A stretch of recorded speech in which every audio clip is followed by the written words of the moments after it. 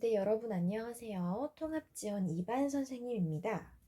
우리가 길고 긴 추석 연휴를 끝내고 본격적으로 가을을 맞이하게 되었는데요. 국어에서도 새로운 단원을 공부하게 되었습니다. 여러분 교과서 60쪽 마음을 전하는 글을 써요라는 단원이에요. 선생님은 이 단원이 지금 우리 계절이랑 되게 잘 맞다는 생각이 들었습니다. 예로부터 우리 사람들은 가을에 대해서 이렇게 표현을 했습니다. 문학의 계절, 독서의 계절, 천고마비의 계절. 이런 말 들어본 적이 있나요? 아니면 처음 듣나요? 자, 옛날에 우리 사람들은 특히 우리나라 사람들은 농사에 주로 종사를 많이 했기 때문에 가을에 1년 동안 농사 지은 것들을 다 수확을 하고 농사일에서 조금은 멀어지고 좀 쉼을 가질 수 있었어요. 쉴 수도 있는데 게다가 계절은 너무 덥지도 춥지도 않고 날씨도 너무너무 좋아. 그래서 딱 이 맘때에는 한없이 책을 읽는 즐거움에 빠질 수 있다라고 생각을 했습니다. 이 문학이라는 것은 시나 소설 같은 것들을 말해요. 비슷한 뜻이겠죠? 문학의 계절, 독서의 계절. 농사일도 안 바쁘고 날씨도 너무 좋고 책을 읽고 시나 소설을 즐기기에 딱 알맞은 계절이라고 했습니다. 천고마비라는 것은요, 하늘은 높고 말은 살찐다 라는 뜻인데요.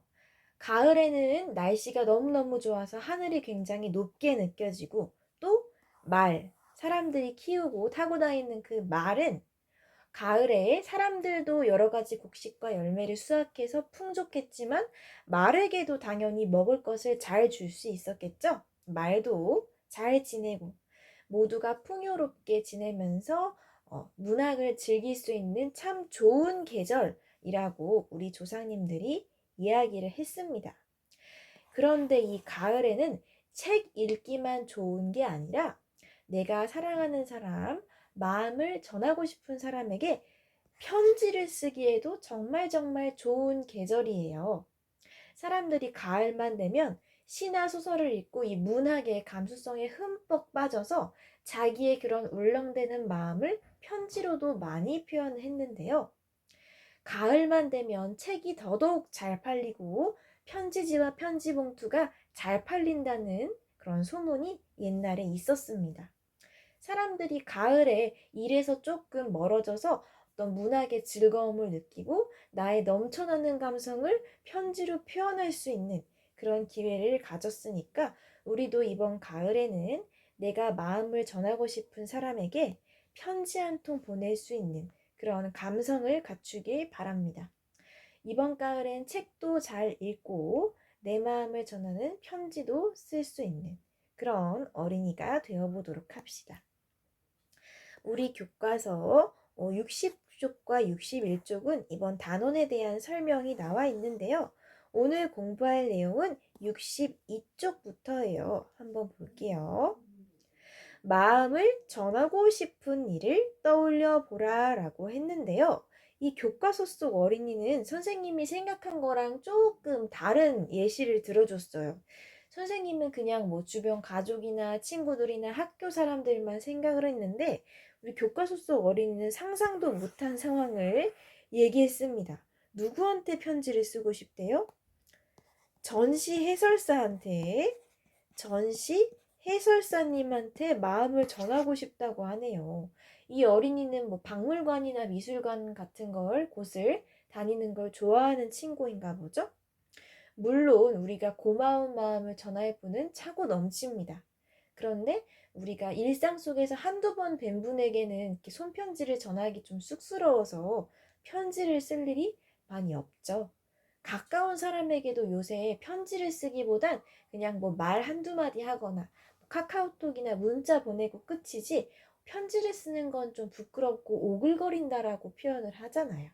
그쵸? 이 어린이는 그런 점에서 참 흔치 않는 감수성을 지닌 어린이라고 할 수 있겠습니다. 자, 그런데 이번엔 두 번째 이 그림의 여자 어린이를 보니까 이 어린이는 표정이 약간 안 좋아요. 말풍선에 누구를 생각하는 것 같아요? 손 흔들고 이사 가는 누군가에게 지금 손을 흔드는데 친하게 지내던 뭐 친구인가 친척인가 이웃인가와 이별을 한 모양이죠. 멀리 떨어진 사람에게 손편지를 쓰려나 본데 카카오톡이나 문자 메시지나 메일이 아니라 직접 편지를 쓰려고 하나 봅니다. 역시 흔치 않은 감성을 지닌 학생이죠. 자, 세 번째 보니까 세 번째는 가까운 사람이네요. 바로 언니와 함께한 추억을 떠올리면서 아마도 자기 언니한테 편지를 쓰려는 모양인가 봅니다. 여러분은 손편지를 잘 써서 보내는 편인가요? 꼭 이 편지를 손으로 쓸 필요는 없죠. 타자를 쳐서 인쇄를 해서 줄 수도 있고 편지 글이 아니라 카드나 엽서에 쓸 수도 있고 내가 글 쓰는 것보다 사진을 주는 게 좋으면 사진이나 그림으로 내 마음을 대신할 수도 있습니다. 꼭 손으로 글자를 써야만 하는 것은 아니에요. 중요한 것은 나의 마음을 그냥 흘러가는 한두 마디 말이나 행동이 아니라 정성을 담은 내용을 지닌 글로 전한다는 데 있습니다. 여러분, 우리가 글로, 이게 꼭 손으로 글자를 적는다는 뜻은 아니에요. 타자를 쳐도 돼요. 컴퓨터나 스마트폰으로. 어쨌든 이 글의 형태로 마음을 전하면 어떤 점이 좋을까요? 사실 우리가 일상생활에서 주고받는 이 말은 기억력이 아주 좋은 사람이 아니면 그냥 듣고 끝날 때가 많잖아요. 근데 이 글이라는 것은 어떤 점이 좋냐면 오래 보관할 수 있고 나중에 다시 볼 수 있습니다.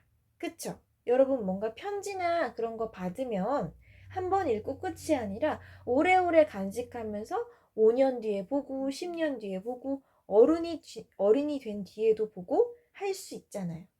그리고 한 가지 더. 평소에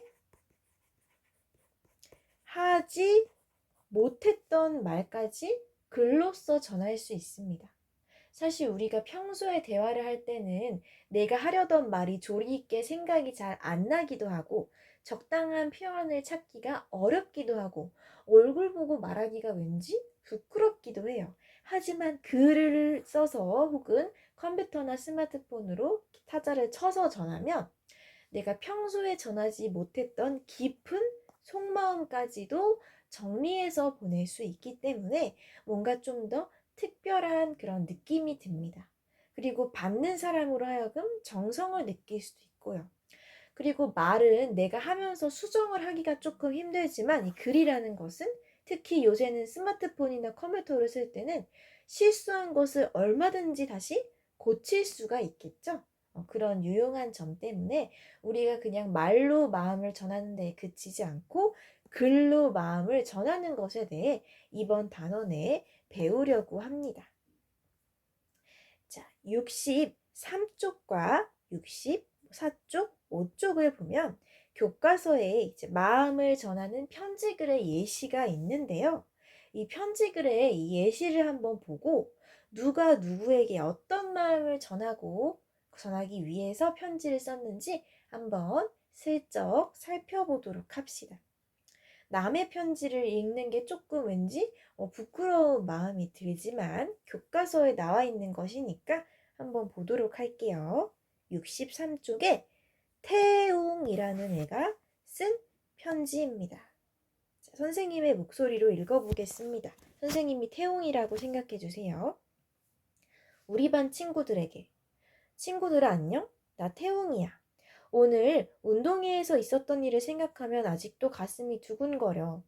그때 그 고마운 마음을 직접 말로 전하고 싶었지만 쑥스러워서 이렇게 편지를 쓰게 되었어. 운동회 날이 되면 나는 기쁘면서도 두려웠어. 달리기 경기를 하는 게 늘 걱정이 되었거든. 달리기를 할 때면 나는 어디론가 숨고 싶었어. 잔뜩 긴장해서 달리다가 오늘 또 그만 넘어지고 말았지. 그런데 그때 너희가 달리다가 돌아와서 나를 일으켜 주었지. 내 손을 꼭 잡은 너희의 따뜻한 마음이 느껴져서 눈물이 날 것 같았어. 힘껏 달리고 싶었을 텐데 나 때문에 참았을 것 같아서 미안한 마음이 들어. 고마워 친구들아. 같이 달려주고 응원해준 너희의 따뜻한 마음 잊지 않을게. 2000년 9월 12일 태웅이가. 자, 편지를 한 번 읽고 내용이 잘 정리가 되지 않아도 태웅이가 느끼는 감정은 전달이 되었을 것 같아요. 여러분, 선생님의 목소리로 대신 전해 들은 것이긴 하지만 이 태웅이가 편지를 통해 전하고자 하는 감정이 뭔지 한마디로 정리해 볼 수 있을까요? 자, 보기를 줄게요. 미안함, 질투, 화남, 고마움. 우리가 표현할 수 있는 여러 가지 감정 중에서 태웅이가 전하려고 하는 감정은 뭐에 가장 가까울까요? 고마움이라고 선생님은 생각이 드는데 잘 모르겠는 친구들은 이 편지 첫 문단은 아니고 하나, 둘, 세 번째 문단이네. 세 번째 문단을 볼게요. 나 태웅이야. 오늘 운동회에서 있었던 일을 생각하면 가슴이 두근거려. 그때 그 고마운 마음을 직접 말로 전하고 싶었지만 쑥스러워서 편지를 쓰게 되었어. 자, 태웅이가 느끼는 가장 큰 마음은 어떤 마음? 고마운 마음. 자, 요 고마운 마음의 동그라미 한번 해볼까요? 고마운 마음. 태웅이가 고마운 마음을 전하려고 편지를 쓰려고 합니다. 여기 태웅이는 직접 고마워라고 이야기하고 싶었는데 쑥스러워서 편지로 대신 전한다고 하네요. 선생님이 이 앞에 말 대신 글로 마음을 전하면 좋은 점에 대해서 이야기를 할 때 뭐라고 말했었죠? 평소에 하지 못했던 속마음을 글로 전하면 전할 수 있다고 했죠. 우리가 생활 속에서 같은 반 친구에게 땡땡아 이러이러한 일에서 이러이러해서 고마워 라고 소리내어 말하기가 어려울 때가 있어요. 일단 다른 애들도 그 장면을 보고 있기도 하고요. 말로 하면 내가 그 친구를 똑바로 바라봐야 되고 내 목소리로 표현해야 되고 이런저런 이유 때문에 굉장히 쑥스러움이 드는데 편지를 써서 딱 주면 내가 직접 그 얼굴을 보면서 일일이 전화해도 되지 않으니까 부끄러움이 덜 할 수 있는 것 같아요. 어쨌든 태용이는 고마운 마음을 전하려고 편지를 쓰게 되었습니다. 왜 고마웠는지 그 이유가 요 가운데 부분에 나왔죠. 왜 고마웠는지 한번 찾아볼게요. 달리기 경기를 할 때 오늘 넘어졌는데 친구들이 달리다가 돌아와서 나를 일으켜 주었다 라고 하네요. 태용이는 글쎄요, 달리는 것이 조금 어려운 친구인 것 같은데 일시적으로 다쳐서 기부스를 했을 수도 있고 아니면 평소에도 달리기가 어려웠을 수도 있습니다. 그런데 오늘 넘어져서 달리기를 못하는 것은 둘째치고 부끄럽고 좀 창피하고 아팠을 텐데 앞서 달리던 친구들이 달리다가 돌아와서 나를 일으켜 주어서 그때의 그 기분이 너무 따뜻해서 눈물이 날 것 같았다고 합니다. 이 친구들은 어쨌든 운동에 달리기니까 자기가 1등하고 좋은 모습을 보여주기 위해 앞서 나갈 수 있었는데 굳이 달리다가 돌아와서 넘어진 친구를 일으켜주고 같이 결승점까지 갔다고 하니 얼마나 마음이 따뜻한 친구들이겠습니까? 도움을 받는 사람 입장에서 너무너무 고마웠을 것 같습니다. 태웅이가 왜 달리기를 잘 못했는지 이유를 잘 알 수는 없지만 달리다가 넘어졌는데 친구들이 돌아와서 일으켜줬다 라는 사실은 알 수 있겠네요. 마지막에 한 번 더 이야기합니다. 읽어볼까요? 고마워 친구들아. 같이 달려주고 응원해준 너희들의 따뜻한 마음 잊지 않을게. 마지막에 자기가 하고 싶은 말, 가장 중요한 말을 한 번 더 하네요. 이 운동회라는 자기가 운동하는 모습을 다른 사람에게 보여주는 이 자리에서 내가 1등 하려고 혼자서만 잘하려고 한 게 아니라 넘어진 친구를 손을 잡아서 같이 달려주고 응원해준 이 멋지고 따뜻한 모습이 편지를 통해 드러나고 있습니다. 여러분도 이런 경험 있나요? 선생님은 옛날 초등학교 시절을 떠올리면 운동회 때 넘어지는 친구가 꼭 있었던 것 같아요. 어쩔 수 없습니다. 이 운동회라는 건 야외에서 하잖아요. 이 운동장 흙바닥이 자칫하다가 충분히 넘어질 수 있는 공간이에요. 달리기, 100m 달리기를 하다가 넘어지기도 하고 50m 달리기를 하다가 넘어지기도 하고 계주, 이어 달리기를 하다가 넘어지기도 해요. 특히 개인 달리기 말고 계주, 이어 달리기를 할 때 넘어지면 괜히 나 때문에 우리 팀이 질 것 같고 너무너무 미안하고 속상하고 그래서 눈물이 막 나왔던 것 같습니다. 그런데 이 나의 미안함을 친구들은 오히려 따뜻하게 감싸주고 넘어진 나의 손을 잡아서 일으켜줬다? 그야말로 감동 그 자체겠죠. 그쵸? 친구가 넘어진 것을 놀리거나 싫어하지 않고 친구의 속상한 마음을 보듬어 줄 수 있는 진정한 친구들이 참 대단하다고 느껴지네요. 자, 그러면 우리가 편지의 내용도 받겠다. 우리 63쪽 아래에 주어진 문제의 답을 한번 적어볼까요? 1, 2, 3번은 어렵지 않은 내용이죠. 우리가 방금 위에서 얘기한 거니까 여기에다가 친구들이 답을 적어보고 혹은 이 편지에 해당하는 부분에 밑줄을 쳐서 와도 됩니다. 누가 누구에게 쓴 편지인가요? 자, 여러분 선생님 답을 베끼기 전에 보세요. 누가 썼습니까? 누가? 태웅이가 썼죠. 태웅이가 누구에게? 항상 편지의 첫 시작 부분에 누구에게 썼는지 보통 적습니다. 누구에게? 반 친구들에게. 반 친구들에게 태웅이가 썼죠. 반 친구들에게. 누가? 태웅이가.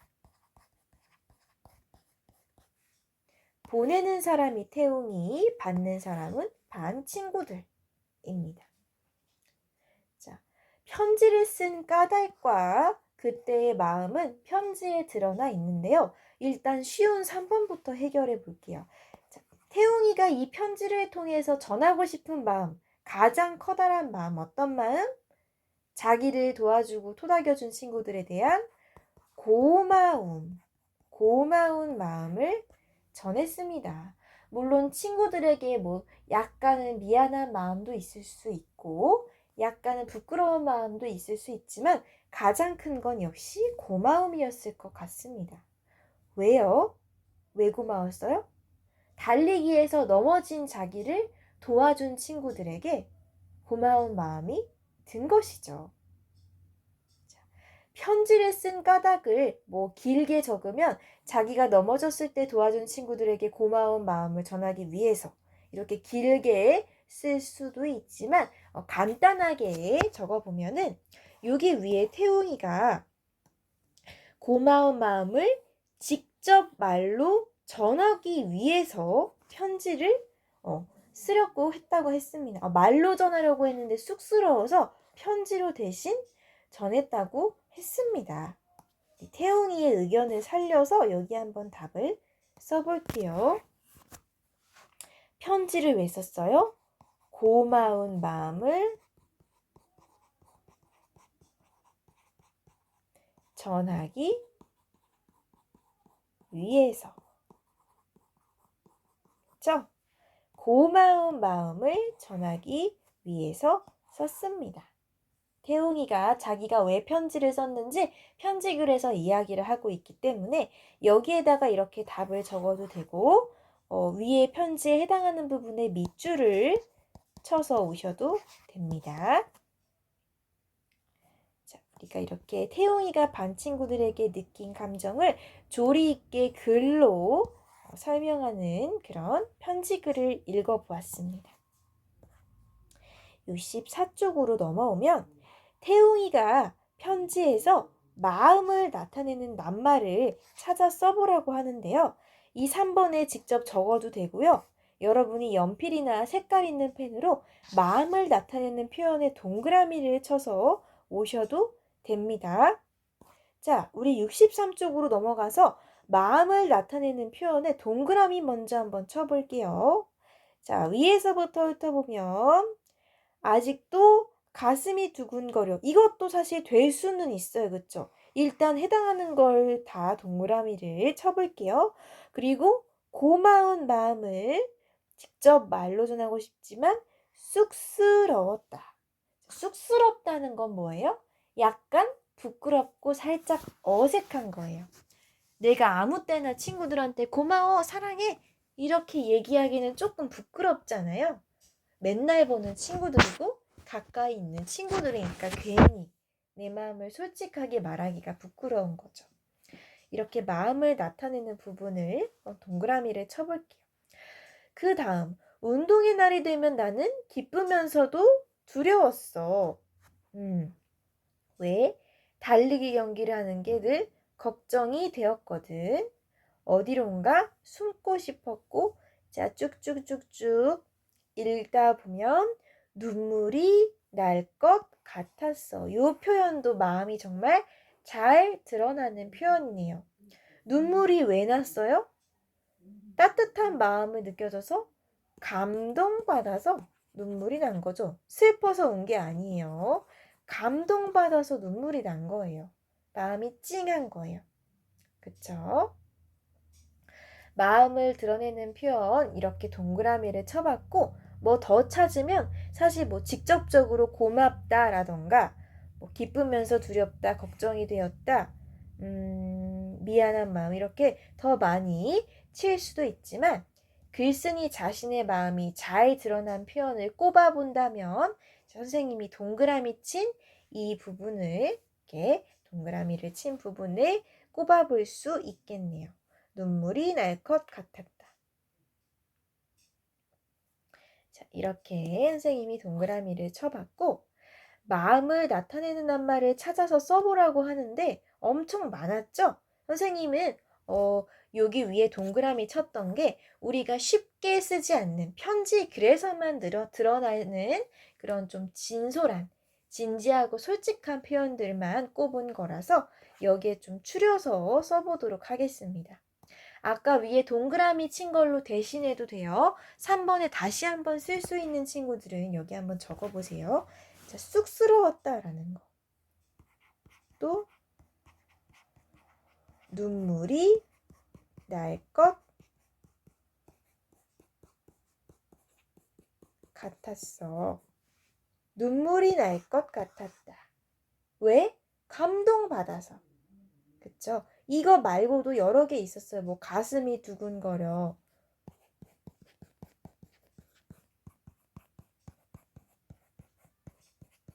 뭐 이런 말도 있었고 더 많이 찾자면 뭐 미안한 마음, 고마운 마음 이렇게 직접 마음을 나타내는 말들도 있었습니다. 선생님은 평소에 일상생활에서는 잘 하지 않을 것 같은 낱말을 일부러 꼽아본 거니까 이렇게 두 가지만 한번 써보고 더 쓰고 싶은 친구들은 아까 위에 선생님이 밑줄 쳤던 그 낱말들을 더 적어도 되겠습니다. 알겠죠? 자, 이렇게 우리가 편지 글에서는 실제 일상생활에서는 하기 조금 쑥스러운 표현들도 할 수 있었습니다. 쑥스러웠다. 눈물이 날 것 같았다. 또 아까 하나 뭐 있었지? 가슴이 두근거린다. 이런 말을 실제로 소리내서 목소리로 얘기하기 조금 쑥스러운데 편지 글이라서 쓸 수 있는 표현 같습니다. 4번은요. 여러분이 한번 직접 줄을 그어볼까요? 선생님이 하나만 같이 해볼게요. 첫 번째, 편지에 드러난 태용이의 마음을 짐작해보는 건데 자, 달리기를 할 때면 나는 어디론가 숨고 싶었어. 이런 태용이의 말에 숨겨져 있는 마음을 한번 생각해 볼게요. 달리기를 할 때면 숨고 싶었다? 우리는 편지글을 다 읽었으니까 알아요. 태용이가 달리기를 잘 못한다는 그런 사실을. 태용이는 달리기를 자기가 잘 못하니까 부끄러워서 숨고 싶었다라고 이야기합니다. 자기가 잘 못하니까. 또 넘어질까봐. 자기가 넘어지면 친구들에게 창피하고 미안한 마음이 들어서 부끄러운 마음을 이렇게 드러냈는데, 힘껏 달리고 싶었을 친구들이 자기를 위해서 참은 거에 대해 미안한 마음도 표현했고 친구들에 대한 고마운 마음도 표현해서 편지에 꾹꾹 눌러 담았죠. 이 두 가지에 해당하는 마음들은 여러분이 알맞은 것끼리 이어보세요. 편지에 참 여러 가지 감정이 담기네요. 쑥스러운 거, 숨고 싶은 부끄러운 거, 미안하고 고마운 거, 여러 가지 마음이 편지 한 통에 다 담길 수 있다는 게 참 신기합니다. 4번 문제 어렵지 않았죠? 우리는 5번을 한번 보겠습니다, 이제. 자, 그렇다면 태웅이의 이런 마음이 꾹꾹 눌러 담긴 편지를 받은 친구들은 태웅이에게 어떻게 답할 수 있을까요? 자, 편지를 받은 친구들이 태웅이에게 답장을 한다고 생각해 보세요. 어떤 말을 할 수 있을까요? 태웅이의 마음을 내가 느꼈으니까. 예를 들면, 나도 함께 뛸 수 있어서 행복했어, 태웅아. 또, 힘차게 달리는 것보다 친구랑 함께 걷는 것이 보람이 있었어. 여러분이 태웅이의 친구들이라면 이 태웅이의 편지를 받고 뭐라고 이야기를 하시겠습니까? 한 문장 정도로 여러분의 생각을 적어보세요. 선생님도 이 태웅이 친구들이라고 생각하고 한마디 해보겠습니다. 내가 태웅이 친구들이라면 태웅이에게 어떤 말로 마음을 전할 거냐면, 다음에도 너와 함께 걷고 싶어. 태웅아, 나는 꼭 운동이라고 달리지 않아도 돼. 너랑 함께 있는 게 더 의미 있어 라고 응원을 해주고 싶습니다. 혼자 달리기보다 너랑 함께 걷는 게 친구인 나에게 더 좋았어 라고. 그리고 이 말뿐만 아니라 여러분의 솔직한 마음, 편지를 받아서 감동이었어, 편지 써줘서 고마워, 미안해 하지 마, 이렇게 자기의 마음을 직접 드러내는 표현을 써도 됩니다. 여러분이 태웅이에게 하고 싶은 말을 한 문장 정도만 적어주세요. 태웅이는 여러분의 마음을 듣고 또 다시 한번 감동을 받을 수 있겠죠. 자, 우리가 이번 시간에 이 태웅이의 편지를 보고 태웅이의 편지에서 드러나는 마음들을 한번 짐작해 보았습니다. 그리고 가을이 되었으니 우리가 책도 읽고 나의 감성을 친구들에게 또는 가족에게 편지로 전해보자는 약속도 했고요. 이번 시간에는 사실 내용이 그렇게 무겁지 않고 좀 쉬운 내용이라 시간이 적게 걸릴 줄 알았는데 벌써 영상이 30분 가까이 지나갔네요. 이번 시간에는 여기까지 공부를 하도록 하고요. 선생님이 다음 시간에 이어서 65쪽에 한 번 더 배운 내용을 정리할 수 있는 활동을 하고 다음 시간에는 또 다른 사람의 편지를 살펴보도록 하겠습니다. 이번 시간에 너무너무 공부하느라 고생 많았고요. 64쪽에 선생님이 말한 이 4, 5번 꼼꼼히 해결해서 학교에 올 때 가져오도록 합니다. 그러면 선생님은 다음 시간에 또 여러분에게 따뜻한 모습으로 찾아올게요.